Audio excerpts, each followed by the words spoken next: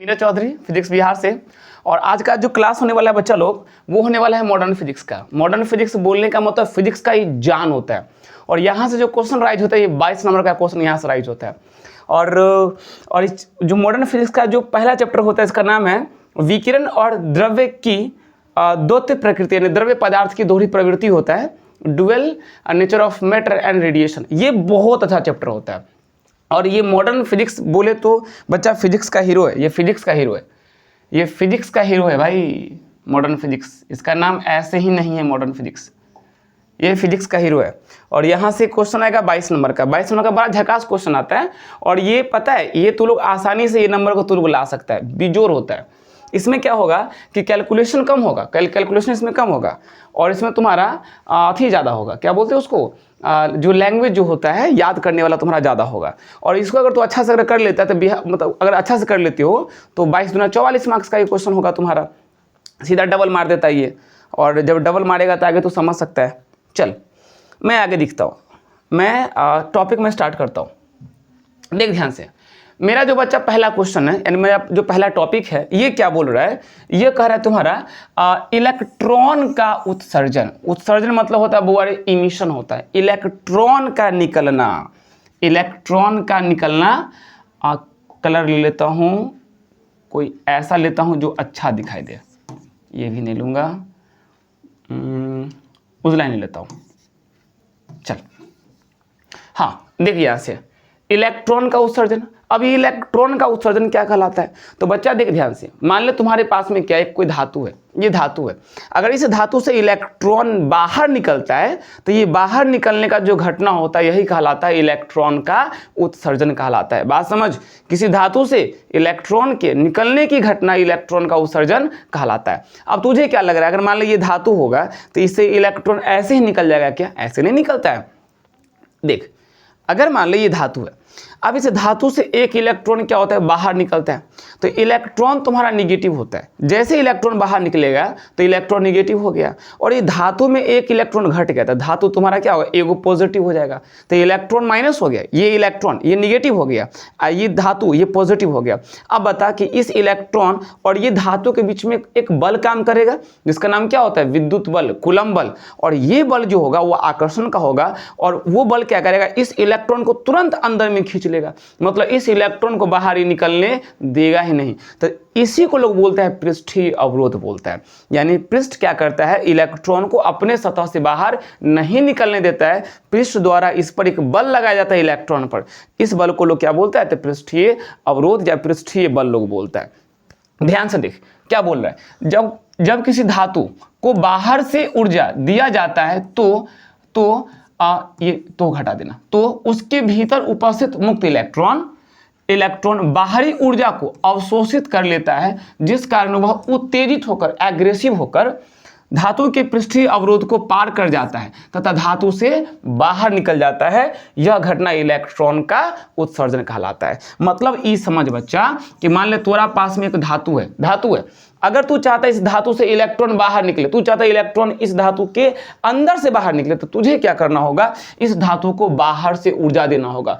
बाहर से तो ऊर्जा कैसे देगा, तो तू इसको भाई इसको नीचे से गर्म कर। अगर तू इसको नीचे से गर्म करेगा तो गर्मी को ऊर्जा को क्या होगा, इसके भीतर जो इलेक्ट्रॉन होगा वो अवशोषित कर लेगा। और जब ऊर्जा का अवशोषण करेगा तो इलेक्ट्रॉन एग्रेसिव होगा, उत्तेजित होगा, जिस कारण वो इलेक्ट्रॉन क्या होगा, ये जो इलेक्ट्रॉन है धातु के पृष्ठ से बाहर निकल जाएगा। पृष्ठ इसको खींचता रहेगा लेकिन ये अंदर में आने वाला नहीं। क्यों भाई, क्योंकि इसके पास में बाहर से ऊर्जा इसको मिला हुआ है, और यही ऊर्जा मिला हुआ नहीं होता तो ये बाहर निकल ही नहीं पाता, ये पृष्ठीय अवरोध को पार ही नहीं कर पाता। लेकिन इसके पास तो बाहरी ऊर्जा है, जिस कारण से ये क्या करता है, तो पृष्ठीय अवरोध को तोड़ के बाहर निकल जाता है। और बच्चा यही कहलाता है तुम्हारा इलेक्ट्रॉन का उत्सर्जन कहलाता है। बात समझ रहे हो? कहीं पर लगे कोई दिक्कत है, कहीं पर लगे कोई समस्या है, तो बउआ रे कमेंट बॉक्स तू लोग के लिए खुला हुआ है, कमेंट बॉक्स में तू लोग कमेंट जरूर करेगा जो बात है, ठीक है। जहां लगे समस्या कमेंट बॉक्स खुला हुआ है, और कमेंट बॉक्स में कमेंट जरूर करना है। अब देख नोट में कुछ लिखा हुआ है, मैंने अभी जो बताया वही चीज नोट में लिखा हुआ है कि पृष्ठीय अवरोध के रूप में कूलम्ब बल कार्य करता है। मैं अभी जस्ट बोला था कि जैसे धातु से इलेक्ट्रॉन निकलेगा, धातु प्लस हो जाएगा, इलेक्ट्रॉन माइनस हो गया, तो इसके बीच जो बल काम किया, इलेक्ट्रॉन माइनस और ये प्लस, इसके बीच जो बल काम किया, इसी बल का नाम क्या होता है? तो कूलम्ब बल होता है। कूलम्ब बल कार्य करता है क्योंकि जैसे ही इलेक्ट्रॉन धातु से बाहर निकलता है वैसे ही धातु का जो सतह होता है बच्चा क्या हो जाता है? धनात्मक हो जाता है, जिस कारण इलेक्ट्रॉन और धातु के बीच एक आकर्षण बल कार्य करता है और इलेक्ट्रॉन पुनः धातु में क्या होता है? खींचा जाता है। बात समझ रहे हो? ये पृष्ठीय अवरोध क्या होता है? ठीक है, चल जहां पर लगे कोई दिक्कत होगा कमेंट बॉक्स खुला हुआ है और कमेंट बॉक्स में तू लोग कमेंट जरूर करेगा। बच्चा लोग कर क्या पता है, इसको तू लोग यहाँ से स्क्रीनशॉट ले ले और उम्मीद है कि तू लोग को ये दिख रहा होगा। अब इसमें इस पीपीटी में तुमको समस्या नहीं हो रहा होगा। इससे पहले जो मैं बनाया था ना उसमें क्या था कि उसमें थोड़ा सा सही से दिखाई नहीं पड़ रहा था, लेकिन यहाँ उम्मीद है यहाँ पर ऐसा कोई समस्या नहीं होगा। चल रुक जाओ, थोड़ा सा कुछ कट गया, फिर से खुल जाएगा, कोई बात नहीं, होता है भाई, कभी कभी होता है। हाँ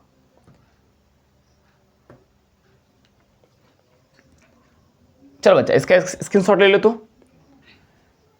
स्क्रीनशॉट ले लिया। और देख बच्चा कहीं भी अगर दिक्कत हो ना तो कमेंट बॉक्स खुला हुआ है, कमेंट बॉक्स में कमेंट करेगा। अब पता है लाइव मैं चाहता हूँ आना, लेकिन लाइव में नहीं आ पाता हूँ। इसका रीज़न कहीं ना कहीं जो पता नहीं चलता है रीज़न क्या है। और तू लोग चाय हुई मत पीना, चाय जो होता है वो बच्चों के लिए नहीं होता है। चाय पिएगा तो दांत खराब हो जाएगा, चूहा लग जाएगा दांत में।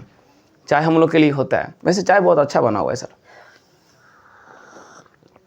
और यहाँ का चाय बहुत अच्छा रहता है।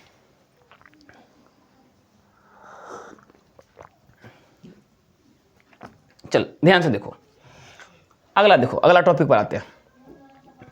बच्चा अगला टॉपिक कह रहा है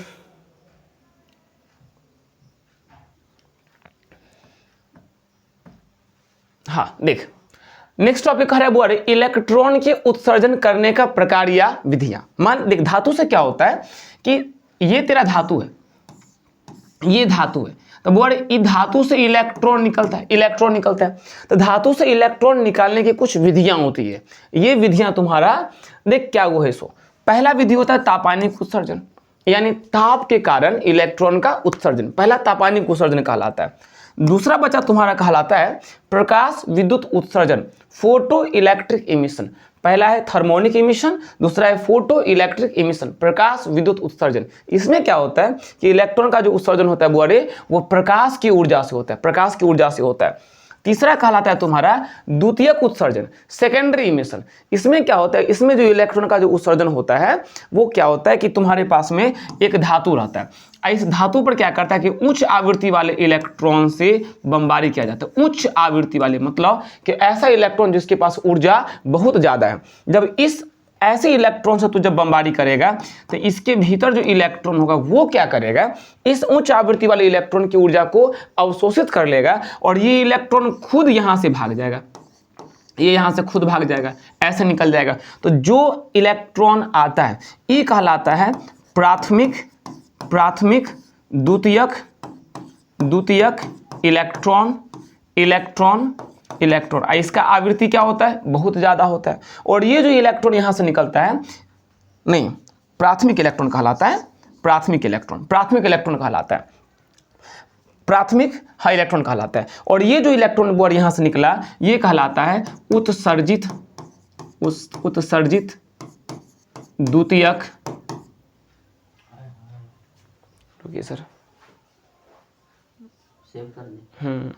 चलो ठीक है बोरे।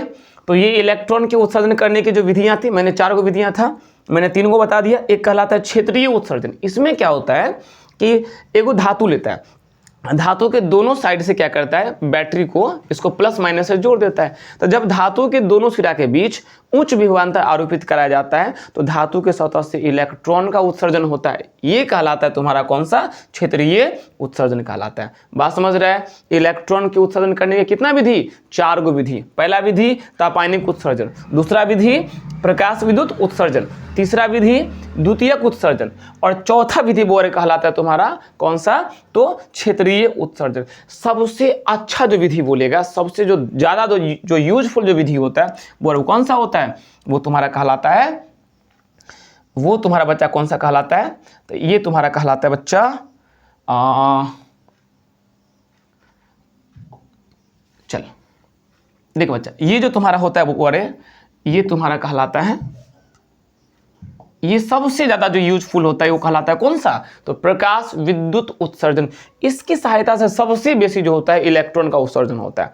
तो सोलर प्लेट देखा होगा, तो सोलर प्लेट में जो होता है वो कहीं ना कहीं इसी पर काम करता है, ये प्रकाश विद्युत उत्सर्जन पर ही वो काम करता है। अधिकांश जगह जो होता है वो इसी प्रकार से ऊर्जा का उत्पादन, यानी इलेक्ट्रॉन को निकालता है। इलेक्ट्रॉन को जो होता है एक कलेक्टर आगे में लगा देता है और कलेक्टर से क्या करता है, इलेक्ट्रॉन को जमा कर लेता है और उस जमा करंट से प्रकाश धारा बनाता है और प्रकाश धारा से जो उपकरण चलाना तो वो उपकरण चला जाता है। तो सोलर प्लेट में यह सब कुछ काम करता है, जो बात है। ठीक है, चलो इसको तू लोग कर क्या पता है, स्क्रीनशॉट ले ले, अन्यथा तू लोग इसको नोट कर ले। आगे बढ़ते हैं, अगला देखना अगला क्या बोल रहा है। आगे वाला देख बच्चा आगे क्या बोल रहा है। आगे कह रहा है तुम्हारा पहला टॉपिक आ गया और ये पहला टॉपिक का नाम बच्चा पता है क्या है, इसका नाम है तुम्हारा तापायनिक उत्सर्जन। ये पहला टॉपिक आ गया, इसका नाम है तापायनिक उत्सर्जन। अब देख तापायनिक उत्सर्जन क्या होता है, जब धातु को बाहरी स्रोत से गर्म किया जाता है, तो धातु के भीतर उपस्थित मुक्त इलेक्ट्रॉन उष्मीय ऊर्जा, यानी कि उष्मा गर्मी वाला ऊर्जा, उष्मीय ऊर्जा को अवशोषित कर लेता है तथा उत्तेजित हो जाता है, जिस कारण वह धातु के पृष्ठीय अवरोध जो होता है उसको पार कर जाता है। इस प्रकार जो इलेक्ट्रॉन का जो उत्सर्जन होता है बच्चा वो कहलाता है तापायनिक उत्सर्जन कहलाता है। इसका फोटो देखना, इसका फोटो देख, ये बच्चा मैं इसका फोटो बनाता हूं, ये तुम्हारा एक धातु है, इसको क्या करना है, नीचे से कैंडल की सहायता से देख इसको गर्म कर देना है, इसको गर्म कर देना है, ऐसे इसको गर्म करना है। तो जब गर्म करोगे तो क्या होगा, इस धातु के सतह से क्या निकलता है, तो इलेक्ट्रॉन निकलता है।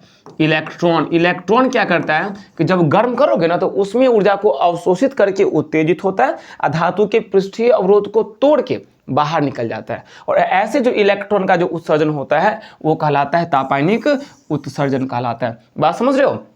ये तुम्हारा क्या है, तो ये तुम्हारा उत्सर्जित इलेक्ट्रॉन है, ये तुम्हारा उत्सर्जित इलेक्ट्रॉन, उत्सर्जित इलेक्ट्रॉन हो गया। बात समझ रहे हो, ये उत्सर्जित इलेक्ट्रॉन हो गया। चलो तो इसको लिख लेना और वो फोटो भी अपना यहाँ पर बना लेना। और ये तुम्हारा क्या होगा, ये तुम्हारा हो गया धातु हो गया। ठीक है, इसका स्क्रीनशॉट ले लिया। ठीक है, आगे बढ़ता हूं। अगला देखना, अगला को तुम्हारा क्या बोल रहा है। अगला टॉपिक बचा तुम्हारा है प्रकाश विद्युत उत्सर्जन। प्रकाश विद्युत उत्सर्जन, देखिए ये क्या होता है, ये तुम्हारा दूसरा टॉपिक हो गया प्रकाश विद्युत उत्सर्जन। इसमें क्या होगा, ये देख ले तुम्हारा धातु था, ये धातु है। अब तुझे क्या करना है कि इस धातु के सतह पर बच्चा प्रकाश को आपतित करना है। ये धातु का सतह है, इस पर किसको डालना है, बोरे प्रकाश को डालना है। तो जब तुम प्रकाश को डालोगे तो धातु प्रकाश अपने साथ किसको लाता है, फोटोन को। ये अपने साथ लाता है फोटोन को लाता है, PHO फोटोन, ये अपने साथ फोटोन को लाता है। और फोटोन क्या होता है, ऊर्जा का पैकेट होता है, ऊर्जा का बंडल होता है। जो ऊर्जा को फोटोन क्या होता है कि अपने साथ प्रकाश की ऊर्जा को छोटे छोटे, मतलब जो छोटा छोटा पैकेट में या बंडल में जो ऊर्जा भर के आता है प्रकाश में आता है, उसी का नाम तुम्हारा क्या होता है, फोटोन। यानी प्रकाश के पास में जो ऊर्जा होता है उसका नाम होता है फोटोन होता है।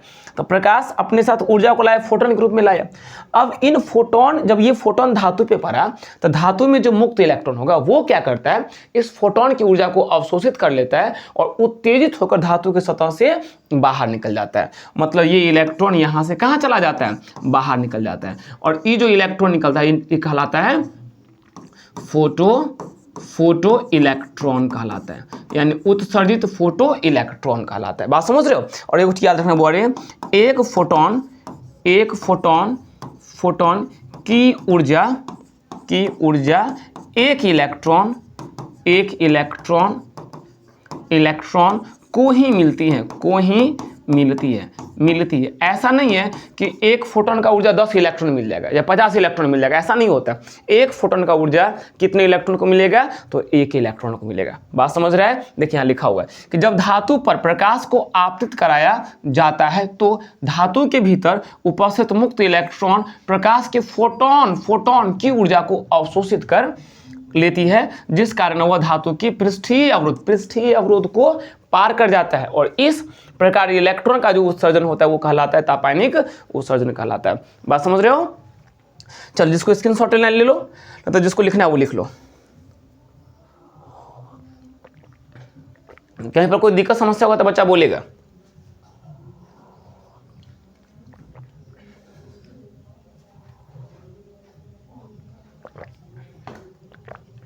ठीक है,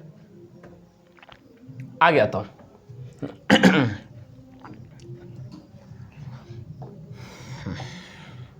नेक्स्ट टॉपिक पर आता हूं। अब तुम्हारा बड़ा टॉपिक आ गया और ये तुम्हारा तीसरा टॉपिक है। इसका नाम क्या है? द्वितीयक उत्सर्जन, सेकेंडरी इमिशन आ गया। अब देखिए ये क्या होता है। देख ध्यान से, ये तुम्हारा एक धातु है, ये धातु हो गया। अब तुझे क्या करना है, इस धातु पर कि उच्च आवृत्ति वाले इलेक्ट्रॉन से बमबारी करना है। उच्च आवृत्ति वाले इलेक्ट्रॉन यानी उच्च आवृत्ति वाले प्राथमिक इलेक्ट्रॉन है ये प्राथमिक इलेक्ट्रॉन, उच्च आवृत्ति वाला ये प्राथमिक इलेक्ट्रॉन है। जब इस इलेक्ट्रॉन से जब तू बमबारी करता है तो देख नाम क्या है? उच्च आवृत्ति में, तो इसके पास एनर्जी बहुत ज्यादा रहता है। तो जब ये इलेक्ट्रॉन इस पर आता है तो इसके अंदर जो मुक्त इलेक्ट्रॉन होता है वो क्या करता है कि इसी के ऊर्जा को अवशोषित कर लेता है और यहां से वो इलेक्ट्रॉन बाहर निकल जाता है। इसके भीतर का इलेक्ट्रॉन यहां से बाहर निकल जाता है और ये कहलाता है उत्सर्जित द्वितीयक इलेक्ट्रॉन कहलाता है। अब देख, इसी चीज को यहां पर लिखा हुआ होगा कि जब धातु पर उच्च आवृत्ति वाले इलेक्ट्रॉन से बमबारी किया जाता है तो धातु के भीतर उपस्थित मुक्त इलेक्ट्रॉन उच्च आवृत्ति वाले इलेक्ट्रॉन की ऊर्जा को, देख बच्चा, उच्च आवृत्ति वाले इलेक्ट्रॉन की ऊर्जा को अवशोषित कर लेती है, जिसके कारण इलेक्ट्रॉन उत्तेजित होकर धातु के पृष्ठीय अवरोध को पार कर जाती है तथा धातु से बाहर निकल जाती है। यह घटना इलेक्ट्रॉन का द्वितीयक उत्सर्जन कहलाता है। बात समझ रहे हो कि नहीं समझ रहे हो? आगे लगे बच्चे आगे तुझे थोड़ा भी दिक्कत हो रहा है, 1% में तुझे समस्या हो रहा है, कमेंट बॉक्स में तू कमेंट जरूर करेगा। मैं नेक्स्ट वीडियो में मैं उसका चर्चा मैं जरूर करूंगा। जहां पर लगे कोई समस्या हो रहा है, अगर तू नहीं समझ पा रहा है तो कमेंट करेगा। अगर लग रहा है कि तुझे इस टॉपिक से संबंधित कोई टॉपिक तुझे पूछना है, कोई क्वेश्चन तुझे पूछना है, तेरे मन में कोई क्वेश्चन राइज हो रहा है, तो बच्चा तुझे क्या करना होगा कि कमेंट बॉक्स में कमेंट कर देना कि हाँ सर ये कैसे होता है, जो बात है, ठीक है ना, और ये क्या होता है उस क्वेश्चन को लिख देना और कमेंट बॉक्स में डाल देना उसको, ठीक है। इसको स्क्रीनशॉट कर ले इसका। चलो आगे आता हूं, और इस फोटो को भी कॉपी कर लेना, ऐसा नहीं कि फोटो मत लिखना। नेक्स्ट देखो,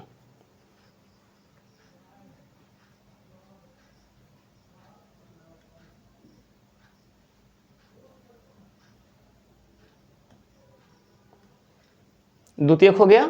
हाँ देखो तीसरा, देखो सर ये चौथा होगा ना, ये चौथा होगा। चौथा देखो बच्चा, चौथा क्या होता है? क्षेत्रीय उत्सर्जन होता है। तो इसमें क्या करता है कि एक लोग धातु लेता है, ऐसे धातु ले लिया। अब इस धातु को क्या करना है बुआ रे कि एकरा दोनों सिरा को बैटरी से जोड़ दे, ऐसे करके बैटरी से जोड़ दे। जब तू बैटरी से जोड़ेगा भाई तो ई तो प्लस और ये माइनस है, तो ये ई सिरा प्लस हो गया और ये सिरा क्या हो गया माइनस। तो इसके दोनों सिरा के बीच में बता तो इसके दोनों सिरा के बीच में एक हाई वोल्टेज उच्च विभवांतर आरोपित होता है और इसी विभवांतर के कारण क्या होता है, इस धातु के सतह से क्या निकलता है, इस धातु की सतह से इलेक्ट्रॉन का उत्सर्जन होता है। तो इस प्रकार जो इलेक्ट्रॉन का जो उत्सर्जन होता है ये कहलाता है तुम्हारा कौन सा, ये कहलाता है क्षेत्रीय उत्सर्जन कहलाता है। यानी कि जब धातु के दोनों सिरा के बीच उच्च विभवांतर हाई वोल्टेज उच्च विभवांतर आरोपित कराया जाता है तो विभवांतर के कारण, वोल्टेज पोटेंशियल डिफरेंस के कारण, विभवांतर के कारण इलेक्ट्रॉन उत्तेजित होकर धातु के पृष्ठीय अवरोध को पार कर जाता है तथा धातु से बाहर निकल जाता है। यह घटना इलेक्ट्रॉन का कौन सा क्षेत्रीय उत्सर्जन कहलाता है। बात समझ रहे हैं? कोई दिक्कत नहीं है? दिक्कत है? कमेंट बॉक्स खुला हो, कमेंट में पिन जरूर करना, कमेंट तो जरूर डालेगा। और हाँ, इसका पीडीएफ जो होगा ना, मैं कमेंट, इसका जो पीडीएफ होगा मैं नीचे में मैं पिन कर दूंगा। और वैसे मैं पूरा जितना भी मैं पढ़ाऊंगा सबका मैं पीडीएफ तुम लोग को प्रोवाइड करवा दूंगा। ठीक है, आगे बढ़ता हूँ। और याद रखना बड़े, ये सब फोटो जितना मैं बना रहा हूँ, इस फोटो को तू जरूर कॉपी कर लेना। आगे आओ, नेक्स्ट टॉपिक देखो। नेक्स्ट टॉपिक क्या बोल रहा है? नेक्स्ट टॉपिक तुम्हारा बोल रहा है बच्चा, जैसे मैंने क्या बोला कि प्रकाश अपने साथ ऊर्जा को छोटे छोटे पैकेट या बंडल में लाता है, जिसको फोटोन कहा जाता है। इसके बारे में जो वैज्ञानिक बताने वाला था वो वैज्ञानिक था मैक्स प्लैंक था। और वो मैक्स प्लैंक ने क्या दिया था? तो मैक्स प्लैंक का क्वांटम सिद्धांत के अनुसार, मैक्स प्लैंक का क्वांटम सिद्धांत था जो तू 11th में पढ़ा होगा, केमिस्ट्री में पढ़ा होगा। अब याद रख मैक्स प्लैंक का क्वांटम सिद्धांत क्या बोलते हैं। कह रहा है कि प्रकाश ऊर्जा का एक स्रोत होता है, प्रकाश ऊर्जा का एक स्रोत होता है जो अपने साथ ऊर्जा को छोटे छोटे पैकेट या बंडल में लेके आता है, जिसे लोग क्या बोलता है? तो फोटोन कहता है। यानी प्रकाश ऊर्जा का एक स्रोत होता है जो अपने साथ ऊर्जा को छोटे छोटे पैकेट या कथी में लाता है? बंडल में। इसी को लोग क्या बोलता है? तो फोटोन कहता है। फोटोन तू समझ रहा है? फोटोन क्या होता है? ऊर्जा का छोटा छोटा पैकेट या बंडल होता है। इसे फोटोन या इसी को लोग बोलता है क्वांटा भी बोलता है। या बच्चा इसी को क्या बोलता है लोग? क्वांटा। क्वांटा भी लोग इसी को बोलता है, क्वांटा बोलता है, याद रखना। अब आगे देख बच्चा, मैं यहाँ लिखा हूँ फोटोन का, फोटोन। अच्छा देखो यहां से देखना, देख क्वांटा अपना लिख लेना। अब देख ध्यान से, फोटोन का जो ऊर्जा होता है ना बड़े, ई बराबर ये एच न्यू होता है। ये फोटोन का जो ऊर्जा होता है वो ई बराबर एच न्यू होता है। अब ये एच न्यू हो जाता है, ये फोटोन की ऊर्जा का फॉर्मूला होता है। और जहां पे जो एच जो होता है, जहां एच जो होता है बच्चा, ये प्लैंक नियतांक होता है। ये प्लैंक नियतांक होता है, प्लैंक नियतांक होता है, प्लैंक नियतांक होता है। और ये जो न्यू जो है बड़े, ये क्या होता है? तो प्रकाश की आवृत्ति होता है। प्रकाश का बच्चा क्या होता है तुम्हारा? तो प्रकाश की आवृत्ति होता है। ये न्यू होता है, ये प्रकाश की आवृत्ति होता है। याद रखना, फोटोन का ऊर्जा ई बराबर एच न्यू, जहां एच क्या होता है? प्लैंक नियतांक होता है, और न्यू तुम्हारा प्रकाश की आवृत्ति होता है। अब आगे देखो, फोटोन का क्या दिया हुआ है? गुण दिया हुआ है। अब फोटोन का गुण देख क्या होता है। कह रहा है कि यह एक प्रकार की ऊर्जा होती है। मैंने जस्ट बोला फोटोन क्या एक प्रकार का ऊर्जा होता है। दूसरा गुण देखो, ये पहला हो गया। दूसरा बोला इसकी ऊर्जा ई बराबर एच न्यू, यहां पर लिखा हुआ है ई बराबर एच न्यू होती है। इसका जो चाल होता है प्रकाश के चाल के बराबर। भाई प्रकाश ही ना लेके आता है इसको, तो प्रकाश अपने ही चाल से इसको लेके आता है। तो इसका चाल प्रकाश के चाल के बराबर। और बच्चा याद रखना कि यह जो फोटोन होता है तुम्हारा क्या होता है? उदासीन होता है, मतलब इस पर कोई आवेश नहीं होता है। फोटोन क्या होता है? उदासीन होता है, इस पर कोई आवेश नहीं होता है।